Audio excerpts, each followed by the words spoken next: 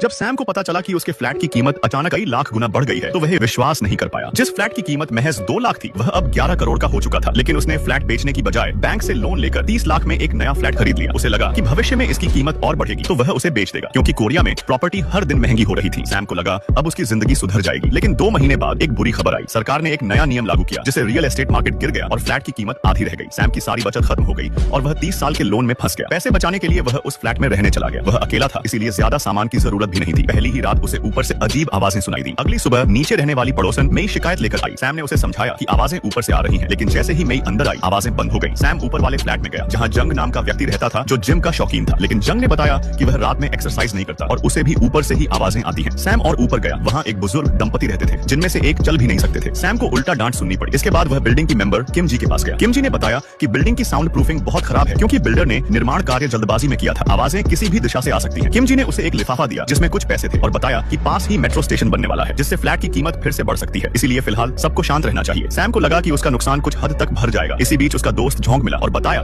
कि एक crypto currency अगले 3 महीनों में 800% तक बढ़ने वाली है। सैम के पास पैसे नहीं थे, लेकिन उसने फ्लैट गिरवी रखकर लोन लिया और 80 लाख रुपए का निवेश कर दिया। जैसे ही उसने पैसे लगाए शेयर ऊपर चढ़ने लगे, लेकिन उसी वक्त वो आवाजें फिर से सुनाई देने लगी। सैम ने ध्यान नहीं दिया। एक रात जंग उसके घर आया और बोला चलो मिलकर चेक करते हैं। दोनों अंदर गए, लेकिन आवाजें फिर बंद हो गई। सैम को लगा कि शायद मई बदला लेने के लिए कुछ कर रही है, लेकिन जब वह उसके घर गया तो दरवाजा नहीं खुला। नीचे एक व्यक्ति मिला और बोला कि यहाँ पहले भी आवाज को लेकर झगड़ा हुआ था और मामला मर्डर तक पहुंच गया था। सैम को समझ आ गया कि कोई उसके साथ खेल खेल रहा है। इस बीच उसका इन्वेस्टमेंट 200% तक बढ़ चुका था। उसने काम पर जाना छोड़ दिया और दिन रात कंप्यूटर पर नजरें गड़ाए बैठा रहने लगा। जब ग्राफ 600% तक पहुंच गया तो उसे लगा कि वह करोड़ों कमा सकता है, लेकिन वह और अधिक बढ़ने का इंतजार करता रहा। उसी दौरान आवाजें और ज्यादा तेज हो गई।